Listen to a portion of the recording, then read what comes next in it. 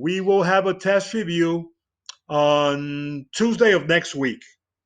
And the test will be Thursday, and it will be using forms. So you will be receiving the test in your inbox and through email. You just click on the link and take the test. Like all my tests, this one will have a value of 75 points, and the material used for the test, I'm sorry, the content of the test will be what we have studied of collection number 2, which showcases character. Any question you have so far regarding that? Any concern? You need to have your book with you today, guys.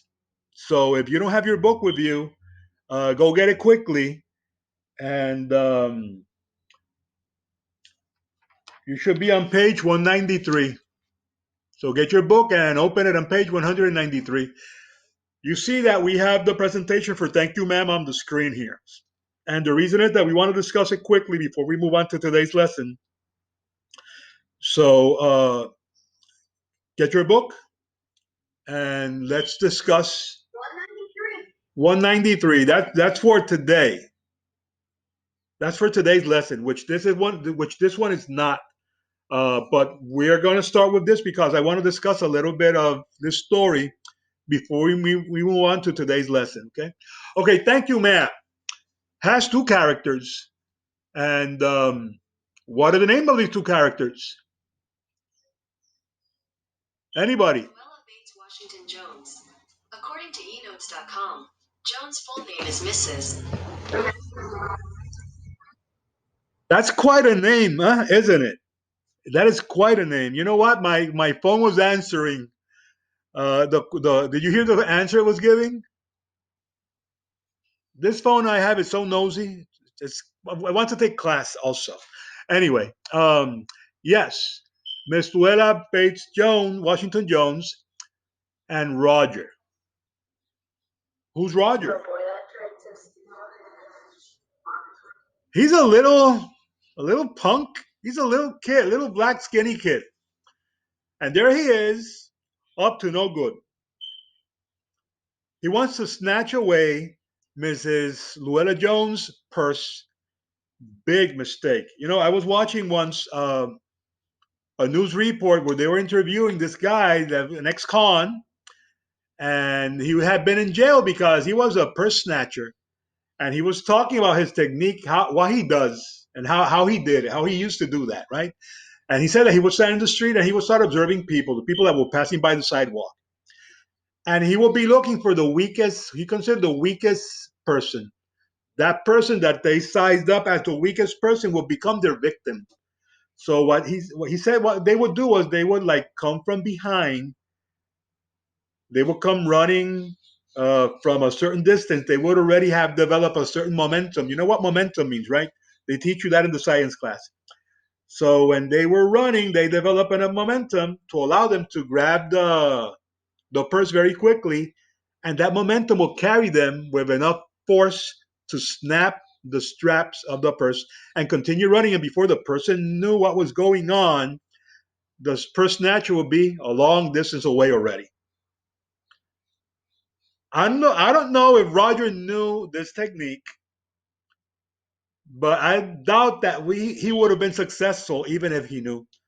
Because story said that he's running, he grabs her purse, and what happens to Roger? He's in the floor. Boom! He's in the floor. Apparently, Mrs. Luella Jones was very massive. You know what? When I think about Mrs. Jones, there's this movie called. Have you ever seen a movie called Big Mama's House? Or have you heard of it? Big Mama's House. It's a comedy. It's a big, large, fat black woman, right? And I imagine this Luella Jones being like Big Mama's house, and this very skinny, puny little kid wants to snatch a purse from that. He falls to the ground. He falls at her feet. What's the first thing she does? She kicks him. She kicks him. Like wow, like she's hardcore. Like he's there in the floor. He's like, I can't imagine that big fat foot with a pointy shoe and this guy's rib. Poor kid. And then she grabs him and she started like manhandling him a little bit. Not that I blame her because this guy's messing with her. This guy's trying to steal her purse. And immediately after that, what does she do? She calls the cops, right?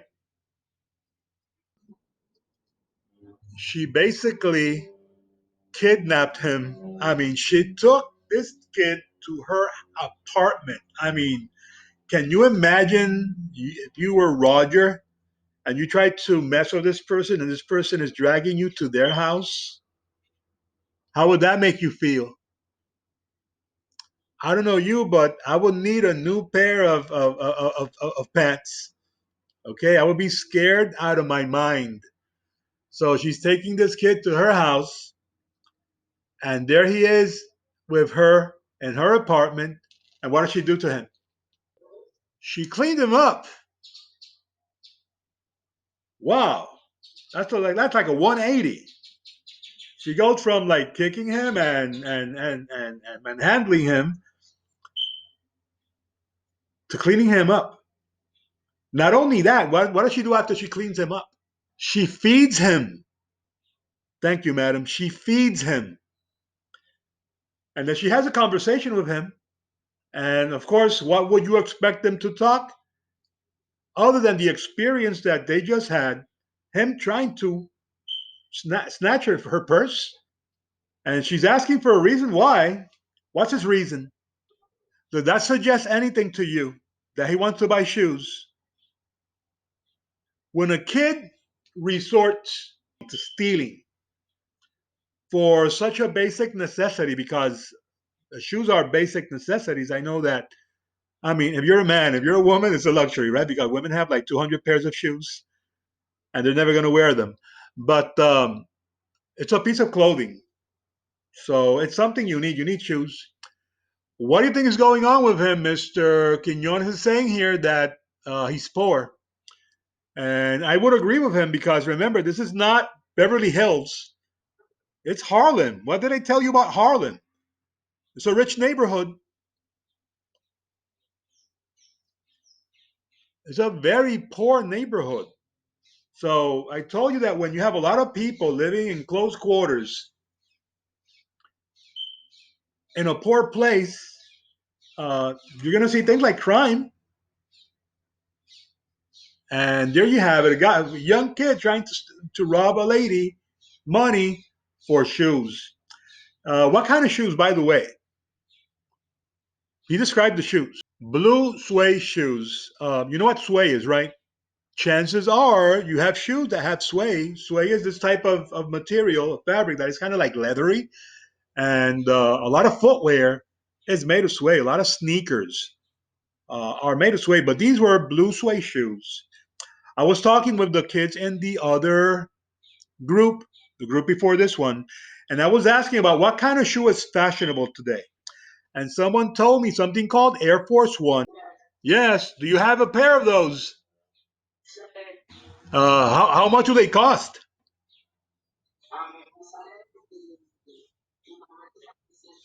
Oh, I've never in my life wore $90 shoes. Never, ever. I'll go farther. I've never worn $70 shoes.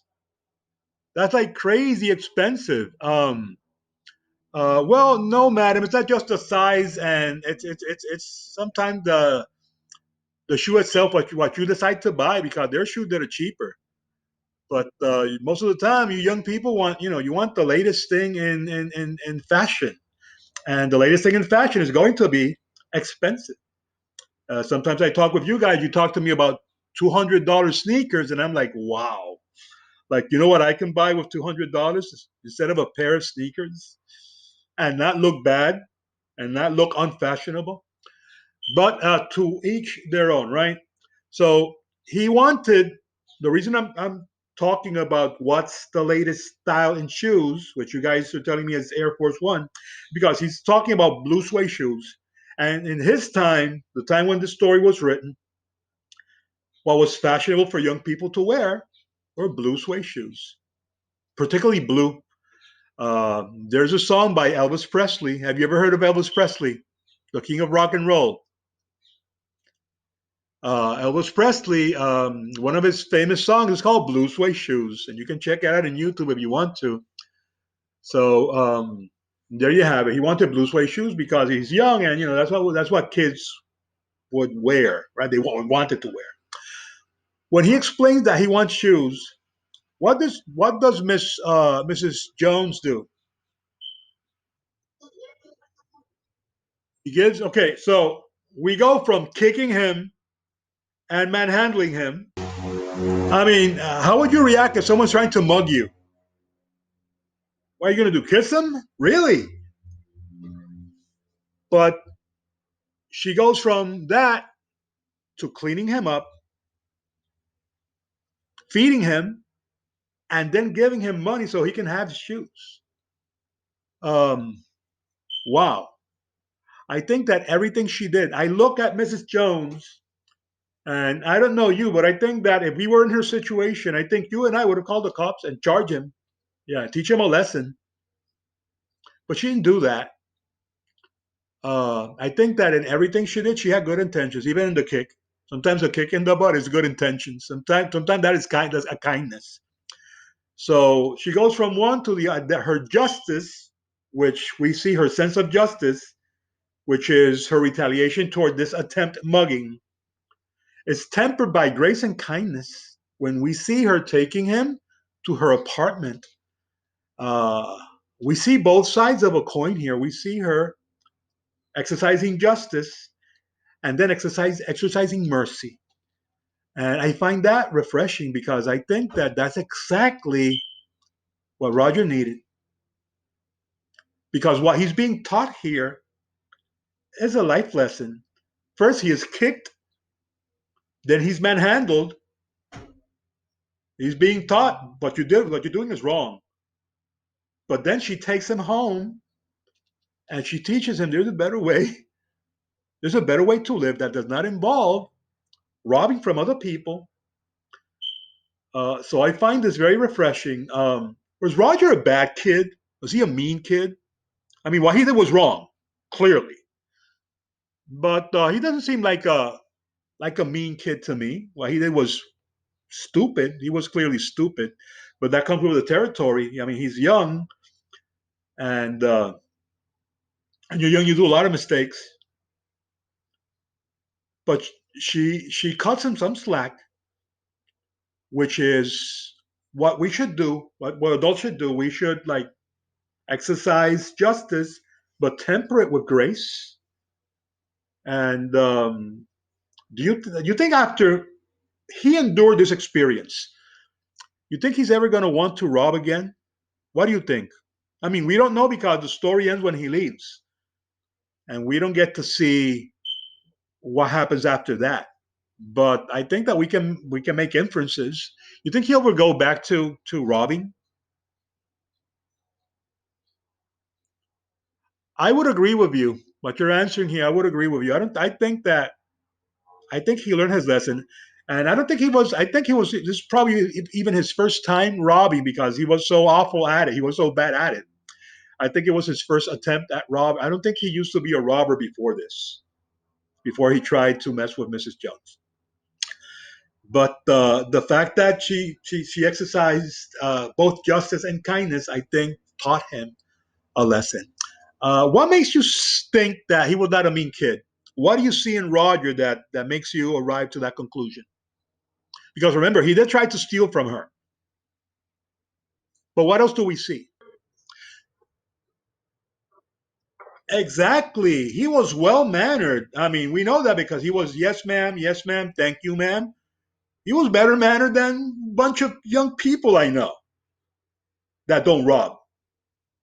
So apparently, the circumstances, uh, probably his life situation made him think that that was the only way he could get a pair of shoes, committing a crime. But I think he learned better. He learned a life lesson. So I find the character of Mrs. Jones very refreshing. Uh, I would like to be like her. I like her a lot. I like her so much that I would like to emulate these qualities. How many of you would like to be like Mrs. Jones? If you ever found yourself in a situation like that?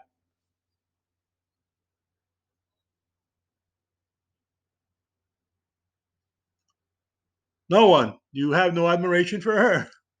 Oh, I do. I admire her very, very much. I like this character. Okay, guys, very quickly. In our last lesson, I was asking you about a certain archetype for a certain character in a different story, and you guys never answered. I expect to hear an answer today. What archetype would Roger be? Is he a herald? Is he a shadow? What is he? Is he a trickster? Look at the things that he does in the story. Look at his actions. Remember that archetypes have a function in a story. What uh, is his function in this story of this character? Sidekick. A sidekick to who? Because sidekick is a helper. Who is he helping? So no, he's not a sidekick. Who is propelling the events of this story? Who is making the story move forward?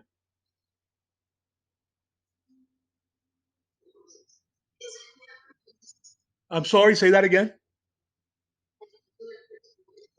I would not call him a hero, but I will call him a protagonist. Remember that a hero doesn't behave this way.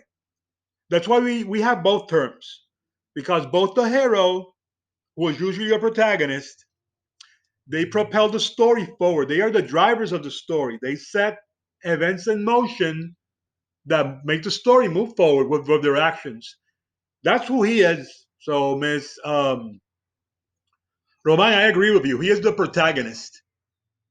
He's not doing something heroic, though. He's doing something very stupid. But he is the protagonist. What about Mrs. Jones? Mr. Quinones, you are correct. The mentor guide. And what does a mentor guide do? What are they basically?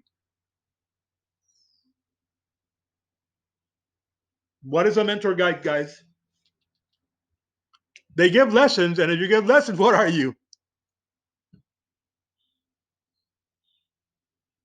You're a teacher, right? You're a teacher. That's what a mentor usually does. They teach you things. So Mrs. Jones is a mentor, a guide. Is Roger static or dynamic? Why do you say that? Why dynamic and round?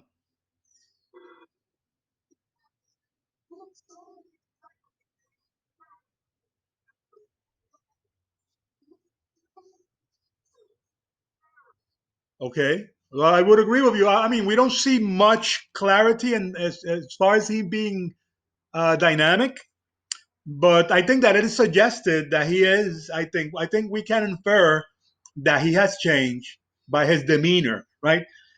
For me, it's very difficult to believe that after what he experienced, he's going to do that again. So I do believe that he has changed. So yes, I would agree with you. He is static and I'm sorry, he's dynamic and he is round. And guys, this is the type of exercise that you can expect to see in the test. Okay.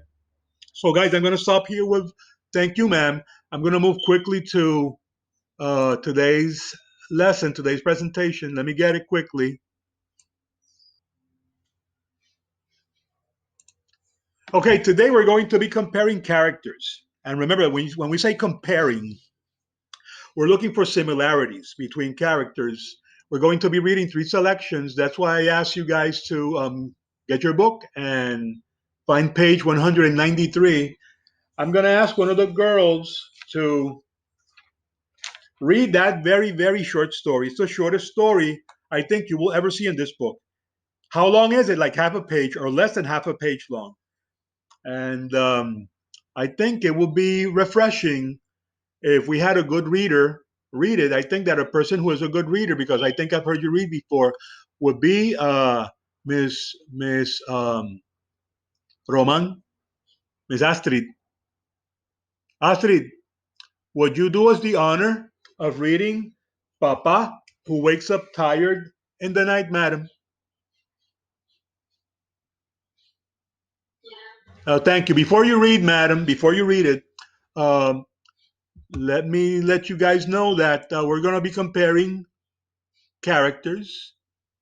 We're going to be reading a short story and two poems, and we're going to be reading about a group of characters that are learning or are engaging life lessons. We'll be reading Sandra Cisneros' Papa, who wakes up tired in the dark. I said Papa, not Papa. Papa, because Sandra Cisneros is a Hispanic author, and these characters are Hispanic, so they obviously they talk Spanish, so it's Papa. We say Papa, we don't say Papa, right? Also, there's a poem by Langton Hughes, the guy that wrote "Thank You, Ma'am," and there's a short poem here titled "Mother to Son," and another poem by Robert Hayden titled "Those Winter Sundays." We're going to meet some very interesting characters here, and the first one will be from Papa, who wakes up tired in the dark. So, Miss Roman, whenever you're ready, you can honor us by reading this very short story. Take your time, and everybody else is following, right? So go ahead, madam, whenever you're ready.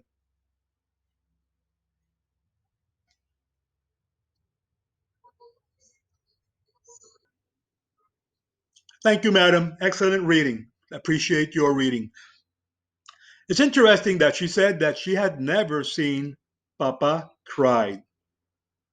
What do you think that suggests about this character? For me, it's incredible how, in such short space and how few paragraphs, Mrs. Cisneros, the author, has painted such a vivid picture, such vivid characterization of this character called Papa. What does this suggest that she had never seen him cry? That he's weak or strong? That he's a strong man, but he is crying. So that means that we're finding him in a unique situation in his life. She talks about him as crumpling like a coat, and he is devastated. Why is he devastated? Why is he feeling that way? What has made the strong man crumple down and cry?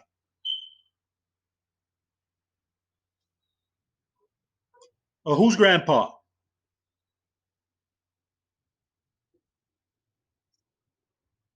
The narrator. But that would be then whose father died? Papa's father died. And now she sees her father dealing with the situation, which is a very strong situation in any person's life. I have gone through that recently. You know, losing parents is tough, but that is a part of life, right? We there is life after that. We after parents, and that is a very normal process in life, but it's a hard one, right?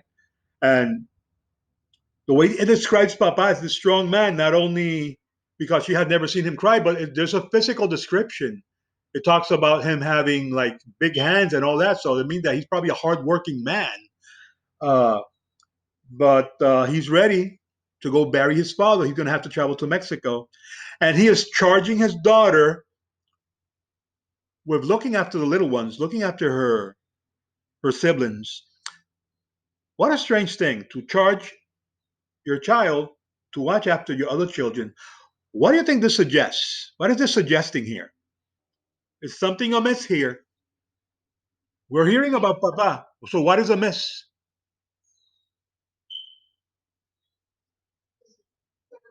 A mother?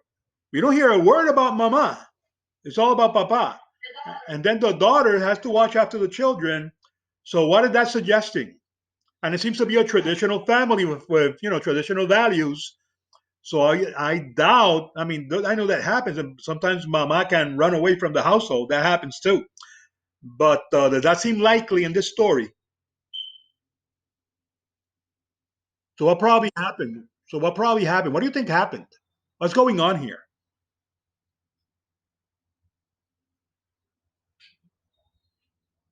Probably mommy not around because mommy died. So it says here that she's holding to Papa and she holds him and holding him. When do you hold people? When do you hold on to people? I know it means that you love them, that there's affection, but what does it mean? Okay, okay, okay. You're showing affection, right? But as far as your own needs, when you grab into someone What does that mean as far as you're concerned? Yeah, which is that we grab onto people. We don't want them to ever leave us. We want them to be with us forever. So she's hanging on to her dad. She's hanging on to the because she's being confronted with one of the worst things that we have to deal with as human beings, our own mortality, right? So she's learning a life lesson about what?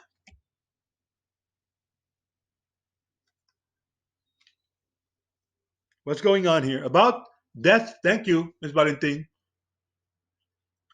That's she's learning a life lesson about death, which happens to be a fact of life. Death, ironic, but that's how it is.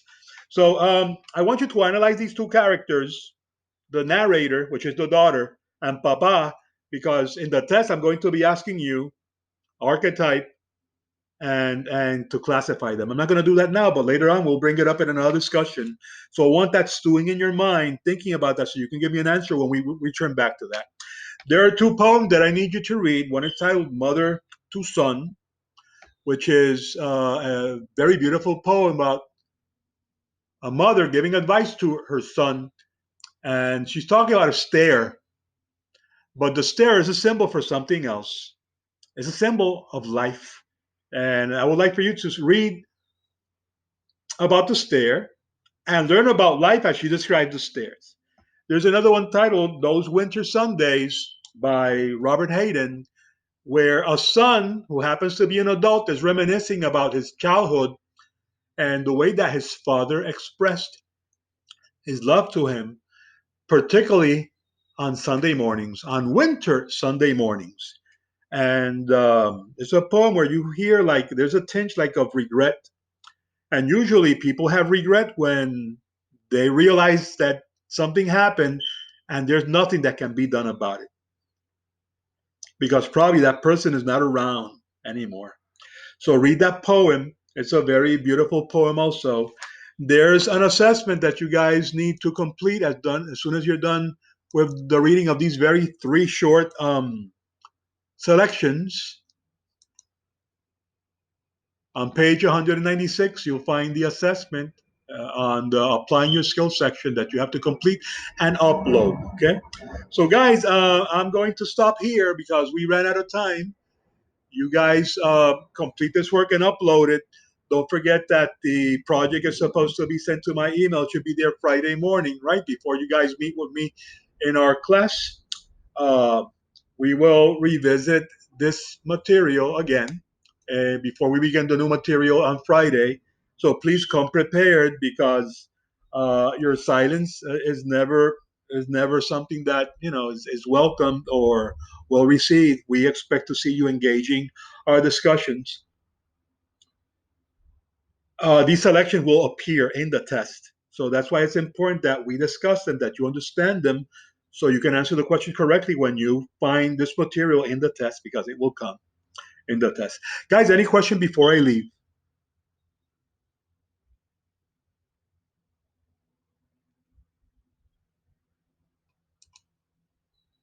No?